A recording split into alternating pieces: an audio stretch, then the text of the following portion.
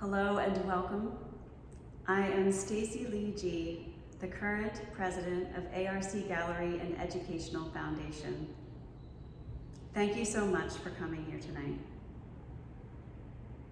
I think anything that stands the test of time becomes more nuanced, complex, and vastly more interesting over the years. Of course, I say that in the context that we are celebrating our 50-year anniversary of being a woman-run cooperative gallery here in Chicago, where the artists are the decision makers. ARC was formed at a time when women were graduating in parity with men from excellent art schools, receiving equal respect within an academic setting, only to exit into an art world where they heard the words craft and hobby describing their serious artwork and careers. Meanwhile, museums and commercial galleries only really idealized Jackson Pollock-like hyper-machismo artists and presented that voice as a universal human experience to the world. Naturally, many people had a problem with that. Alternative spaces to museums and commercial galleries sprung up everywhere.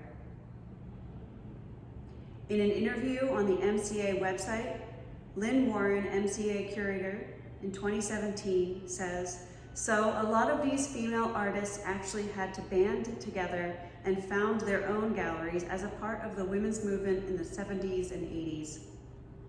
And we had 2 of those galleries here in Chicago that showed a lot of those artists. One is still around. ARC Gallery is still around. So those were the places I would go as a young curator to look for artists that could potentially show at the museum." Right across the street from the original Contemporary Museum, a trio of newly formed galleries in Chicago got together and strategically rented a second-floor gallery space. Those galleries were Name, Art Amnesia, and ARC. This was very strategic because they planned all of their events, openings, and talks to coincide with museum openings, basically kicking their foot into the door. Name was mostly male, all SAIC graduate students, and the joke was that they were just trying to make a name for themselves. Art Amnesia was considered our sister gallery, run by female SAIC graduate students, and led with the idea of being very politically active and favoring very serious artists. ARC led with the idea that art comes first, without requiring a defining criteria placed on the artist. It was open to women from all backgrounds, lifestyles, and schools. Chicago was at its hub, but not a requirement. Married women and mothers were welcomed in a very unusual stance at that time. The idea for these women-run spaces came when Nancy Spiro formed the first feminist alternative art gallery in the nation, AIR, in 1972. And she did so with a great deal of help from her dear friend, Gerda. Gerda Meyer-Bernstein, our founder, the first big smile on the left, saw the importance of a woman-run gallery in changing landscape of the 1970s art world. Gerda was inspired to form ARC here in Chicago in 1973. To this day, AIR and ARC were the first and second feminist alternative art galleries formed in the United States, and they are both still in operation. Since not much artwork by women was being shown, these spaces opened up the floodgates to a backlog of women who had been making work with nowhere to show it. So, very early on, ARC began issuing invitationals. Here is a flyer from feminist artist Miriam Shapiro in 1976. ARC also facilitated gallery exchanges with other feminist alternative spaces. Here's a show card from an exhibition ARC hosted for Women's Artists Registry of Minnesota. I love that acronym, WARM, especially from Minnesota. The goal in the beginning was really just for members to show their own work. But when they moved to a second location, ARC had more space, a storefront, and a basement. This expanded the mission. Our move to the Hubbard Street area with the acquisition of a larger space brought an expansion of ideas about ourselves as well as our commitment to the art community. Indicative of that commitment is a new project we are involved in called Raw Space. Raw Space is a large space located under our upstairs gallery. It is free from all the confinements of a normal gallery situation of white walls, hardwood floors, and high ceilings. Raw Space will be showing artists who are involved with making vigorous and highly experimental art. It was definitely free from all of the confines of that normal gallery space. It was rumored to have a dirt floor and a short ceiling, but what it did end up having was vigorous and experimental work. Really, ARC was freed from the confines of the commercial.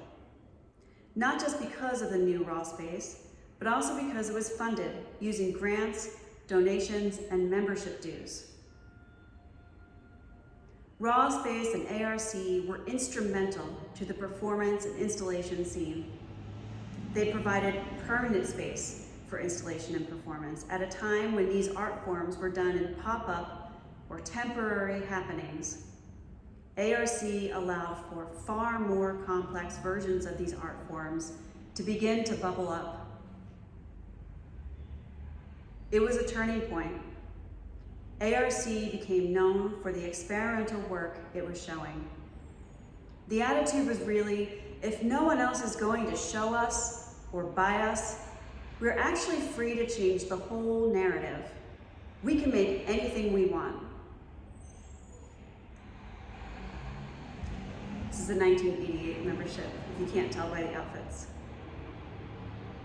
ARC from the start really worked to think in a way that was expansive and not competitive, to show and support new forms of art at every stage. Suddenly, these alternative galleries were a decade old. Some highlights over these last years. In 1976, we showed Miriam Shapiro. She worked to make mediums considered craft to be recognized instead as fine art. In the late 70s, we helped Second City fundraise funds for an experiment called Saturday Night Live, at the time considered experimental performance art. We showed Karen Finley in 1982, who created and pushed the boundaries of what is considered art with her performances. She was also one of the NEA 4, when the NEA gave individual artist grants. Hers was given and then rescinded because how controversial her artwork was after a complaint by a conservative senator. In 1984, we showed Diane Simpson. She shows massive experimental installation work and expanded the possibilities of what installation art could be for artists working even today. A writer who needs no introduction, in 1990, Gwendolyn Brooks did a reading at ARC, and she now has an entire museum dedicated to her on Michigan Ave. 26 years before the Me Too movement, ARC created a call for art called Inappropriate Men. ARC has a signature of being a place to learn without judgment. Kay Rosen, a founding member, writes on her own website, I had a brief stint with ARC, a freshly opened women's cooperative gallery then, which was important for me because before that, I hadn't even been aware of the possibilities or the mechanics of exhibiting. Since I was pretty much stranded out in Indiana, it provided a connection. Other than ARC and the other alternative spaces, name and art amnesia, not much else was going on in Chicago. And you can see by her artwork, she is mostly an installation artist now. So as an artist, knowing something from the ground up is really a leg up. Out of all of this history, long-term relationships were formed. On a panel in 2018 at Expo Chicago, Lynn Warren, curator of the MCA, passing the mic to Kay Rosen, founding member, on a panel called Alterity and the Exhibition Environment, a Feminist History of Alternative Spaces in Chicago.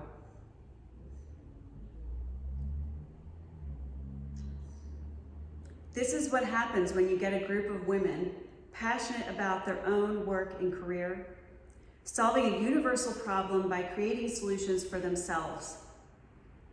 Inevitably, this creates space for other artists encountering many of the same obstacles. And from the start, ARC offered a unique role for the woman as professional artist. One of the initial nonprofit galleries to spring from the movement, ARC offers the creative experience along with the insights of running a top-ranking Chicago gallery, the stimulation of being both audience and organizer for lectures, programs, and exhibitions, the enrichment of women working with women. So, where's ARC in 2023? Well, we are still here when no one else is. All of the great names of alternative spaces are now permanently closed, with the exception of AIR. We are now an origin story of feminist alternative spaces. From the Reagan-era NEA funding cuts to the COVID-19 pandemic, we have survived everything. At a time of short attention spans and alternative histories, we are the rock that everything new sits on top of. We are that history. We are that context. And we are still making that story. We are our own icons.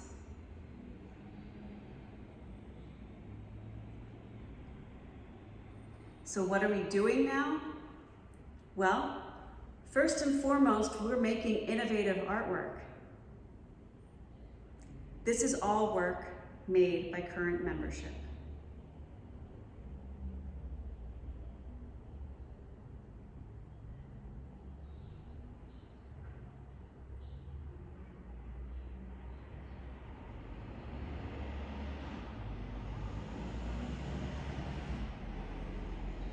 And now, here you are in our 50th anniversary show, which was open to anyone who had ever been a member, including Gerda Meyer-Bernstein, now 100 years old and looking for a studio assistant. Our members do everything. We design how the shelves will be installed, the walls arranged, correspond with artists to coordinate logistics of pickup and drop-off, hand over permanent archives to the Ryerson Library inside of the Art Institute Museum, send out press releases, do social media, patch walls, get drinks from Costco, and me inevitably pouring drinks at the bar and pitching an elevator speech about this organization. We paint the floors, handle complicated wall sculpture installs. ARC is us doing work and precarious things. It's times of great joy where we are able to brainstorm together, create new ideas, gain new skills, and help each other in our own careers. It is a different and rare kind of professional space for artists who often work in isolation without very much support. Our artist members create synergy. We speak about our contributions to the art world so people don't forget. We are written about in surveys of both feminist spaces and alternative galleries. We are a giant contribution in art history.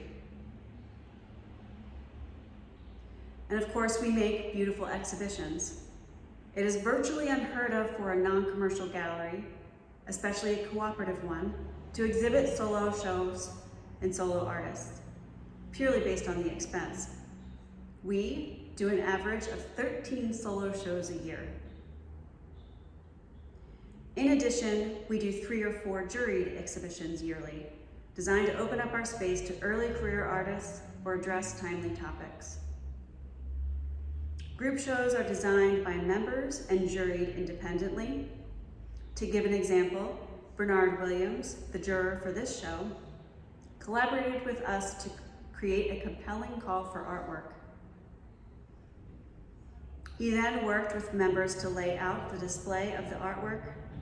All members received and unpacked and placed the work as it came in, and then that process was reversed when it was deinstalled. A common story, Michelle Meyer-Shipka in her very first solo show exhibition. We show outsider art, installation, and experimental work like that of Bryn Gleason on the left. We also show retrospectives of underappreciated artists like Nancy Bechtel on the right. Show openings are a community gathering, one that community members, artists, and women have come to rely on each month for dialogue and interaction. We collaborate with other arts groups. This was a collaboration with Defibrillator Gallery in January 2020 in our space. We also host artist and juror talks. So what about the next 50 years? Well, to recap and to show a little bit of a wider view, the trajectory of a normal art career is a number of jury shows and contests, some small group shows, 2-person shows and invitationals, and then that ever elusive solo show. It is a difficult barrier to break, especially when the art is outside of what is trendy or sellable. We are unique in that space of alternative galleries. We subsidize over half of the solo show space with our own dues, and sometimes the whole space when we can afford it. Not only that, but we give 100% of commission to solo artists, when the industry standard for commercial galleries is taking 50%. But women still need support. I cannot go any further in this presentation without highlighting the historical context that we all live in. July was the 100-year mark since the introduction of the Equal Rights Amendment, an amendment designed to guarantee equal legal rights for all American citizens regardless of sex. It is still, in this country, unpassed. And if you think it's different in the art world, an ArtNet survey from 2022 of 31 US museums between 2008 and now, 14.9% of major exhibitions featured work by female artists. 11% of all new acquisitions were women. And this was during the Me Too movement as well. So that means 89% of all new acquisitions were men. 89%. We are still around for a reason, and we are not going away. So where do we go next? We get bigger, that's the easy answer. But funding for artists who cannot afford subsidized fee for solo shows, to offset juried application fees so that artists incur no cost. We want collaborations to build our strength and community, even as an alternative space. We would love to start an artist in residence where we can support creatives for a longer period of time with studio space and solo show opportunity. And of course, we would love to reestablish some dedicated space for installation and performance alone. In the distant future, I personally would love to see the gallery with an artist residency, somewhere outside of the city, a new and different working environment for urban artists to have a longer dedicated time for art creation. An independent space for only installation and performance work, much like the Mattress Factory in Pittsburgh. And of course, we are always in a fight with the clock until the gallery neighborhood becomes too trendy and we are forced out of a space we love when we can no longer afford rent increases. So, like all nonprofits, gallery ownership would allow us to build on our many successes instead of constantly reinventing ourselves with a new move.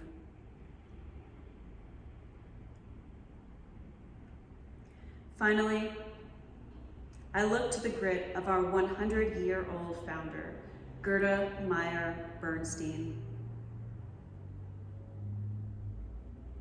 Her artwork embodies our past and is the spirit of our future.